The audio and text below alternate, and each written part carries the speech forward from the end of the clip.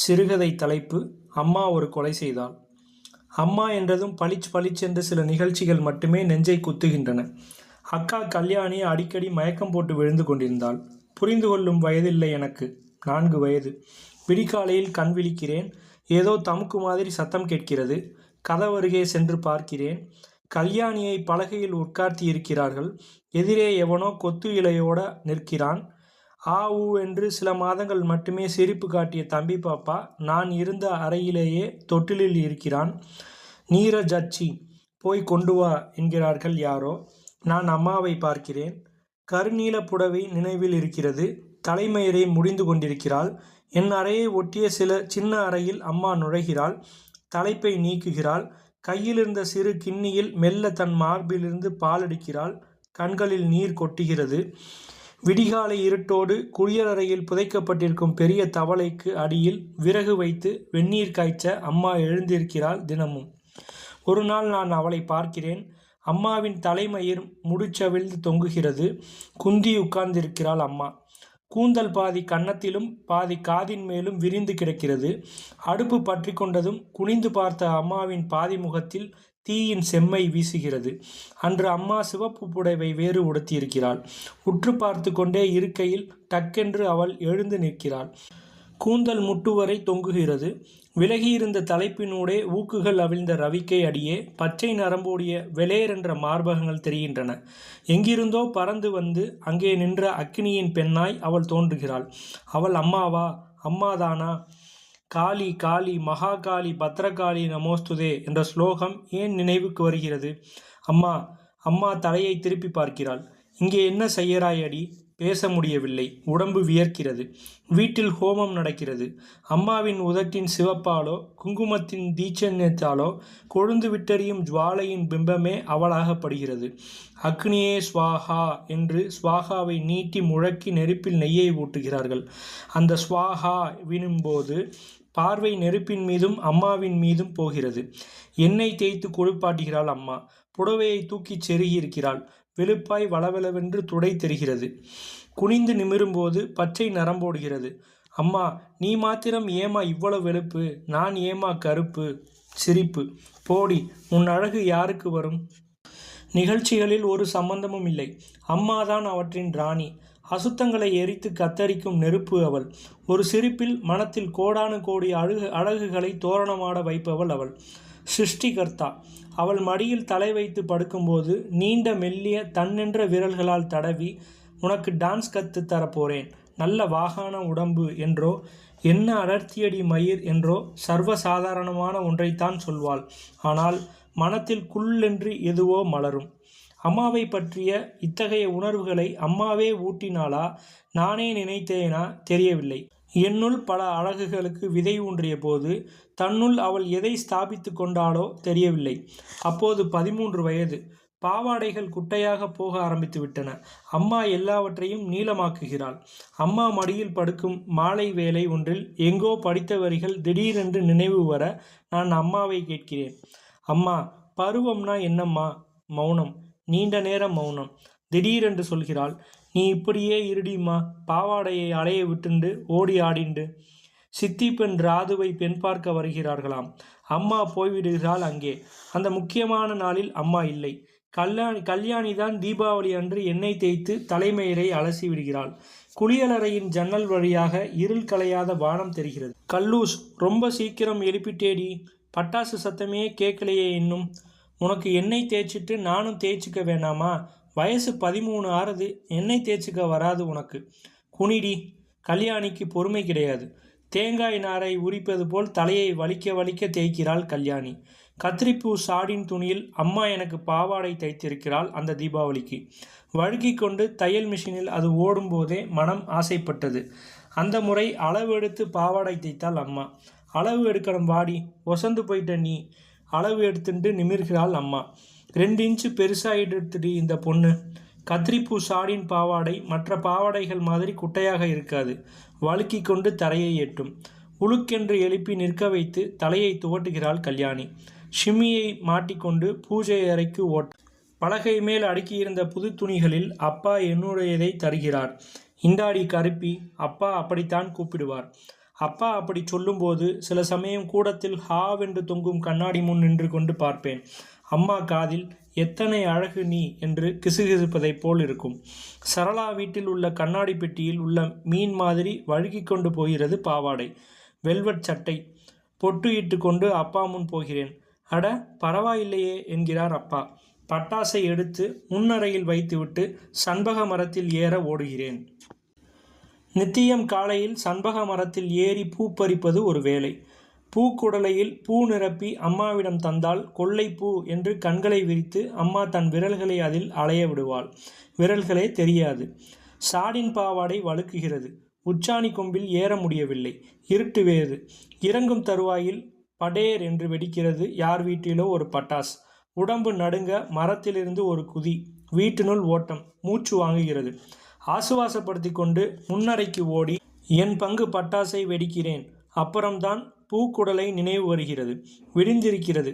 பாவாடை தூக்கி பிடித்தவாறே மரத்தின் அடியில் கிடந்த பூக்குடலையை எடுக்க குனிகிறேன். பூக்கள் சில சிதறியிருக்கின்றன. நன்றாக குனிந்து எடுக்கும்போது பாவாடை தரையில் விரிகிறது. புதுப்பாவாடையில் அங்கும் இங்கும் கரைகள். மரம் ஏறியதாலோ? கல்லூஸ் என்று அழைத்தவாறே உள்ளே வந்து பாவாடையெல்லாம் அழுக்காக்கிவிட்டேண்டி, அம்மா வைவாளா என்று கேட்டுக்கொண்டு பூக்குடலையுடன் அவள் முன் நிற்கிறேன். கல்யாணி ஒரு நிமிடம் வெறிக்க பார்த்துவிட்டு அப்பா என்று கூவிக்கொண்டு போகிறாள். கல்யாணியின் பார்வை பூக்குடலையை கூட வாங்காமல் அவள் உள்ளே ஓடியது எல்லாமாக மனத்தில் கம்பளி பூச்சி நெளிகிறது. சாடின் பாவாடையை பார்க்கிறேன். வெல்வெட் சட்டையை தடவி பார்க்கிறேன். ஒன்றும் ஆகவில்லையே. பகவானே, எனக்கு ஒன்றும் ஆகவில்லையே. என்னை நானே கேட்டுக்கொள்ளும் போதே தெரிகிறது ஏதோ ஆகிவிட்டதென்று. எங்கும் பட்டாசொலிகள் கேட்டவாறு இருக்கின்றன. கையில் பிடித்த பூக்குடலையுடன் வேகமாக மூச்சு விட்டவாறு உடம்பு பதற உதடுகள் துடிக்க நிற்கிறேன். ஹோவென்று அழுகை வருகிறது. அம்மாவை பார்க்க வேண்டும். சின்னாளப்பட்டு புடவை உடுத்திய தோளில் தலையை அழுத்தி பதித்து கொள்ள வேண்டும். பயமாயிருக்கே என்று வெக்கமில்லாமல் சொல்லி அழ வேண்டும். அம்மா தலையை தடவி தருவாள். என்னவோ ஆகிவிட்டதே பயங்கரமாக. முறுக்கு பிழிய வரும் மொட்டைப்பாட்டியை எங்கிருந்தோ கூட்டி கொண்டு வருகிறாள் கல்யாணி. என்னடிம்மா அழறே? என்ன ஆயிடுத்து இப்போ? லோகத்திலே இல்லாதது ஆயிடுத்தா? பாட்டி சொன்னது ஒன்றும் தெரியவில்லை. என் உணர்வுதான் எதையோ புரிந்து கொண்டு பயத்தில் சில்லிட்டதே ஒழிய அறிவுக்கு ஒன்றும் எட்டவில்லை. மனத்தின் ஆழத்திலிருந்து ஆறாத தாகமாய் கிளம்பிய ஒரே ஒரு அழைப்பு அம்மா. 5 வயதில் ஒரு முறை காணாமல் போய்விட்டதை மீண்டும் நினைக்கிறேன். பெரிய பூங்கா ஒன்றில் நீல் இருள் கவிவது தெரியாமல் நடக்கிறேன். திடீரென்று இருளும் மரங்களும் ஓசைகளும் அமைதியும் மனத்தில் பயத்தை உண்டாக்குகின்றன. அப்பா தான் தேடி பிடிக்கிறார். ஆனால் அம்மாவை பார்த்ததும் தான் அழுகை பீரிடுகிறது. அம்மா பக்கத்தில் போட்டுக்கொள்கிறாள். தடவி தருகிறாள். ஒன்றும் ஆகலையே, எல்லாம் சரியா போயிடுத்தே என்று மெல்ல பேசுகிறாள். சிவந்த உதடுகள் நெருப்பு கீற்றாய் ஜுவலிக்க தன் முகத்தை என் முகத்தின் மீது வைக்கிறாள்.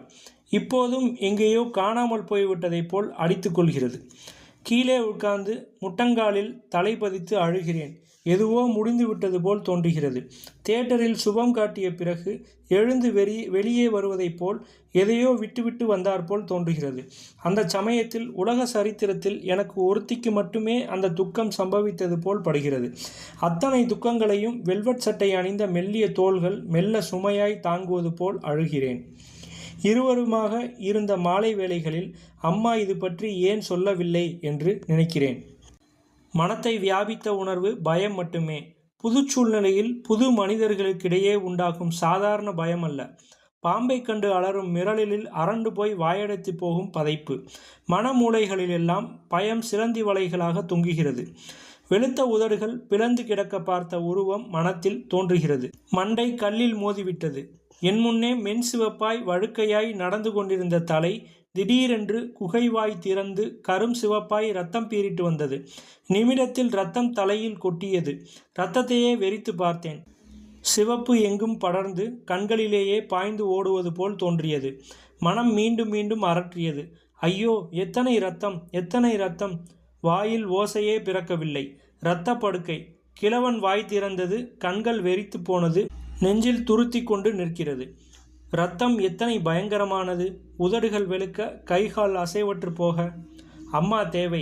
இருட்டை கண்டு பயந்ததும் அனைத்து ஆறுதல் சொல்வது போல் இந்த பயத்திலிருந்து மீள அம்மா வேண்டும் என்று மனம் ஏங்குகிறது. அம்மா ஜில்லென்று கரத்தை தோளில் வைத்து இதுவும் ஒரு அழகுதான் எனக்கூடாதா? எழுந்திரேண்டி ப்ளீஸ். எத்தனை நாளிடி அழுவாய்? என்னுடன் கூட உட்கார்ந்து தானும் ஒரு குரல் அழுத கல்யாணி கெஞ்சுகிறாள். அம்மா, அம்மாதான் அடுத்த வாரம் வராளே. இப்போதான் இதை பற்றி லெட்டர் போட்டேன். ராதுவுக்கு பெண் பார்க்கறது எல்லாம் முடிஞ்சப்புறம் வருவா. இப்போ நீ எழுந்திருடி. சுத்த தலைவேதனை. கல்யாணிக்கு கோபம் வர ஆரம்பிக்கிறது. எனக்கு என்னடி ஆயிடுத்து? உன் தலை மண்டையாயிடுத்து. எத்தனை தடவை சொல்றது? இனிமே எல்லாம் நான் மரத்திலே ஏறக்கூடாதா? நறுக்கென்று குட்டுகிறாள் கல்யாணி. தடிச்சி, அரை மணியா எழுந்திரு, பாவாடையை மாத்துறேன் கெஞ்சுறேன். நீ கேள்வி வேற கேட்கறியா? அப்பா, இவள் ரொம்ப படுத்துறாப்பா என்று அப்பாவுக்கு குரல் கொடுக்கிறாள். அப்பா வந்து, அசட்டுத்தனம் பண்ணக்கூடாது, கல்யாணி சொல்றபடி கேட்கணும் என்கிறார். முறுக்கு பாட்டி வேறு, என்ன அடம் பிடிக்கிறாள்? எல்லோருக்கும் வர்ற தலைவிதிதானே என்கிறாள். அப்பா போன பிறகு 7 நாட்கள். அம்மா வர இன்னும் 7 நாட்கள். ராதுவை பெண் பார்த்த பிறகு இருட்டில் தடுமாறுவதைப் போல் 7 நாட்கள். அடுத்தடுத்து மாமி, எதிர் வீட்டு மாமி எல்லோரும் வருகிறார்கள். ஒரு நாள் தாவணி போடலையாடி கல்யாணி. எல்லாம் அம்மா வந்ததுக்கு அப்புறம்தான் மாமி. இது அடங்காப்பிடாரி. அம்மா சொன்னால்தான் கேட்கும். இனிமே எல்லாம் சரியா போயிடுவா. இனிமே அடக்க ஒடுக்கம் வந்துடும். ஏன், இனிமேல் என்ன ஆகிவிடும்? தாவணி ஏன் போட்டுக்கொள்ள வேண்டும்? அம்மா சொன்னாலே. இப்படியே இருடிமா, பாவாடையை அலைய விட்டுண்டு நான் ஏன் மாற வேண்டும்? யாருமே விளக்குவதில்லை. பொம்மை போல் என்னை உட்கார்த்தி வைத்து பேசுகிறார்கள். அப்பா வந்தால் தலைப்பை போர்த்தி கொண்டு மெதுவாக பேசுகிறார்கள். 5ஆம் நாள், நீயே எண்ணெய் தேய்ச்சுக்கோடி. என்னிடம் சுட சுட எண்ணெயை கிண்ணியில் ஊற்றி கொடுக்கிறாள் கல்யாணி. இடுப்பின் கீழ் நீண்ட கூந்தலுடன் அழுதவாறே போராடிவிட்டு சிம்மீஷுடன் கூடத்து கண்ணாடி முன் நிற்கிறேன். இனிமே பாத்ரூம்லேயே ட்ரெஸ் பண்ணிக்கணும், தெரிஞ்சுதா என்கிறார் அப்பா. அப்பா போன பிறகு கதவை சாத்துகிறேன். சிம்மீஷை கழற்றி போடுகிறேன். கருப்பு உடம்பை கண்ணாடி பிரதிபலிக்கிறது. முகத்தை விட சற்றே நிறம் மட்டமான தோள்கள், கைகள், மார்பு, இடை, மென்மையான துடைகளின் மேல் கை ஓடுகிறது. நான் அதே பெண்ணில்லையா? அம்மா என்ன சொல்ல போகிறாள்? ஸ்கூல் யூனிஃபார்ம் போட்டுக்கொள்கிறேன். கதவை திறந்ததும் கல்யாணி வருகிறாள். ஸ்கூலில் ஏன் வரலேன்னு கேட்டால் என்னடி சொல்வே? கல்யாணியை வெறித்து பார்க்கிறேன். கூண்டிலிருந்து விடுபட்ட பட்சி போல் குதூகலத்துடன் ஸ்கூலுக்கு கிளம்பி கொண்டிருந்த வேகம் குறைகிறது. ஒன்றும் சொல்ல வேண்டாம், சும்மா இரு. அன்று கேம்ஸ் பீரியடில் விளையாடவில்லை. அகன்ற மரம் ஒன்றின் பின் மறைந்து கொள்கிறேன். முன்பு ஒரு முறை அப்படி விளையாடாமல் இருந்திருக்கிறேன். மறுநாள் காலை மிஸ் லீலா மேனன் வகுப்பில், நேற்று விளையாடாத முட்டாள்கள் யார் என்றாள். நான் எழுந்திருக்கவில்லை. நீ ஏன் எழுந்திருக்கவில்லை என்றாள். நான் முட்டாள் இல்லையே மிஸ் என்றேன். ப்ராக்ரஸ் ரிப்போர்ட்டில் எழுதிவிட்டால் இம்பர்டினன்ட் என்று. அன்று மிஸ் லீலா மேனன் திட்டு பற்றி கூட மனம் பயப்படவில்லை. இப்போது எனக்கு ஆகியிருக்கும் ஒன்றை விட வேறு எதுவும் எப்போதும் என்னை பாதிக்காது என்று படுகிறது. மரத்தடியே உட்கார்ந்து வழக்கம்போல் எனிட் பிளைடன் படிப்பதில்லை. கீழே வெட்டப்பட்டிருந்த குழியில் உதிர்ந்தவாறிருக்கும் பழுத்த இலைகளிடம் நான் கேட்கிறேன், எனக்கு என்னதான் ஆகி தொலைத்து விட்டது? கூண்டிலிருக்கும் கைதி நீதிபதியின் வாயை பார்ப்பது போல் அம்மாவின் சொல் ஒன்றுக்காக மட்டுமே மனம் எதிர்பார்க்கிறது. கண்களை தாழ்த்தி என்னை பார்த்தவாறே, உனக்கு ஆகியிருக்கும் இதுவும் அழகுதான் என்பாளா அம்மா? பயமுறுத்திய முறுக்கு பாட்டி கல்யாணி எல்லோரையும் புன்னகையின் ஒரு தீப்பொறியில் அவள் ஒதுக்கி தள்ளிவிடுவாள். அம்மா வித்தியாசமானவள். அவள் நிற்கும் இடத்தில் வேண்டாதவை அழிந்து வெறும் அழகு மட்டுமே ஆட்சி செலுத்தும். அவளுக்கு எல்லாமே அழகுதான். அம்மா ரொம்ப தேவையாக இருக்கிறாள். ஏதோ ஒன்று விளக்கப்பட வேண்டும். கத்திரிப்பூ சாடின் பாவாடையை நினைத்தாலே உடம்பு வியர்த்து போய் நடுங்குகிறதே. நாக்கு தடித்து போய் மரக்கட்டையாய் வாயில் லொட்டென்று படுத்து விடுகிறதே. திடீரென்று இருட்டு கவிந்து கொள்கிற மாதிரியும், திரும்பி பார்ப்பதற்குள் நங்கென்ற சத்தமும், இரத்தப்பெருக்கும், நீண்டு கட்டையாய்ப்போன உடலும் இந்த இருட்டில் தோன்றுவது போல இருக்கிறதே. அதை மென்மையான வார்த்தைகளால் யாராவது விளக்க வேண்டும். நான் யாருமே இல்லாமல் இருப்பது போல் உணர்கிறேன். தோட்டக்காரன் எழுப்பிய பின் மெல்ல வீட்டுக்கு போகிறேன். ஏண்டி இவ்வளவு லேட்? எங்கே போன? எங்கேயும் போகலை. மரத்தடியிலே உட்கார்ந்திருந்தேன். தனியாவா? ஏண்டி நீ இன்னும் சின்ன பொண்ணா? ஏதாவது ஆகி வைத்தால்? ஸ்கூல் பையை விட்டெறிகிறேன். முகமெல்லாம் சூடேறுகிறது. செவிகளை கையால் மூடிக்கொண்டு வீறிட்டு கத்துகிறேன். நான் அப்படித்தான் உட்காருவேன். எனக்கு ஒன்றும் ஆகலை. ஒவ்வொரு வார்த்தையையும் நீட்டி அழுத்தி வெறிக்கத்தலாய் கத்துகிறேன். அப்பாவும் கல்யாணியும் அதிர்ந்து போய் நிற்கின்றனர். நான் கோபித்து கொண்டு மொட்டைமாடிக்கு போய் உட்காருகிறேன். சண்பக மரத்தின் வாசனையோடு அங்கேயே இருக்கலாம். கல்யாணியும் அப்பாவும் இங்கே வரக்கூடாது. நானும் சண்பக மர வாசனை மட்டுமே. ஒன்றும் பேசாத தொடாத அந்த வாசனை வீட்டு மனிதர்களை விட நெருங்கிய ஒன்றாக படுகிறது. இவர்கள் பேசாமல் இருந்தால் எவ்வளவு நன்றாக இருக்கும். அம்மா மாதிரி விழிகளை விரித்து சிரிப்பு. அம்மா அப்படி பார்த்தால் நெஞ்சினுள் ஏதோ செய்யும். வாய்விட்டு சிரிக்கத் தோன்றும், பாடத் தோன்றும். அம்மா சிருஷ்டிப்பவள். ஆனந்தத்தை, உற்சாகத்தை, அழகை எல்லாம் தலையை திருப்பி ஒரு புன்னகையால் ஜாலம் செய்து வரவழைப்பவள். கல்யாணி மேலே வருகிறாள். சாப்பிட வாடிமா சின்னராணி. அம்மா உன்னை செல்லம் கொடுத்து குட்டிச்சுவராக்கிட்டா. அலட்சியமாக உதட்டை பிதுக்கியவாறே எழுந்து கொள்கிறேன். மறுநாள் காலை அம்மா வருகிறாள். டாக்ஸியின் கதவை திறந்து கரும்பச்சை பட்டுப்புடவை கசங்கியிருக்க அம்மா வீட்டிற்குள் வருகிறாள். என்ன ஆச்சு என்கிறார் அப்பா. பொண்ணு கருப்பாம், வேண்டாம்னுட்டான் கடங்காரன். உன் தங்கை என்ன சொல்றா? வருத்தப்படுறா பாவம். நமக்கும் ஒரு கருப்பு பொண்ணு உண்டு. மொட்டென்று அம்மா முன் போய் நிற்கின்றேன். கல்யாணி லெட்டரில் எழுதியதை விட விளக்கமாய் நானே சொல்ல வேண்டும் என்று தோன்றுகிறது. மெல்ல அவள் கழுத்து பதிவில் உதடுகள் நடுங்க மென்குரலில் எல்லாவற்றையும் அரற்ற வேண்டும் போல் படுகிறது. நெஞ்சில் நெளியும் பயத்தை கூற வேண்டும் என்று அடித்து கொள்கிறது. ஏதோ மர்மமான ஒன்றை, இரவு படுத்து கொண்டதும் தொண்டையை அடைத்து கொள்ள வைக்கும் உணர்வை, என் உடம்பே எனக்கு மாறுதலாகப்படும் தவிப்பை அம்மா விளக்கப் போகிறாள் மெல்ல என்று அவள் முகத்தையே பார்க்கிறேன். வாழைத்தண்டு போல் நீண்ட கரங்களால் அவள் என்னை இப்ப அணைக்கப் போகிறாள். நான் அழப்போகிறேன் உறக்க. அம்மாவின் கூந்தலில் விரல்களை துளைத்து பெருத்த கேவல்களுடன் அழப்போகிறேன். அம்மா என்னை பார்க்கிறாள். நான் ஒரு கணம் ராதுவாய் அவள் கண்முன் மாறுகிறேனா என்று தெரியவில்லை. உனக்கு இந்த அளவுக்கு என்னடி அவசரம்? இது வேற இனிமே ஒரு பாரம். சுளீர் என்று கேள்வி. யாரை குற்றம் சாட்டுகிறாள்? ஒளியில்லா கேவல்கள் நெஞ்சை முட்டுகின்றன. அம்மாவின் உதடுகளும் நாசியும் நெற்றி குங்குமமும் மூக்கு பொட்டும் கண்களும் இரத்த நிற ஜுவாலையை உமிழ்வது போல் தோன்றுகிறது. அந்த நெருப்பில் அவள் மேல் போர்த்தியிருந்த தேவஸ்வரூபம் அவிழ்ந்து விழ நிர்வாணமான வெறும் மனித அம்மாவாய் அவள் படுகிறாள். அவள் ஈரமில்லா சொற்கள் பட்டாக்கத்தியாய் எழுந்து முன்பு முளைவிட்டிருந்த அத்தனை அழகுகளையும் குருட்டுத்தனமாக கதம் செய்கிறது. தீராத பயங்கள் கரும் சித்திரங்களாய் நெஞ்சில் ஒட்டிக்கொள்கின்றன. அக்னியே ஸ்வாஹா. அசுத்தங்கள் மட்டும் எரிக்கப்படவில்லை, மொட்டுக்களும் மலர்களும் கூட கருகி போயின.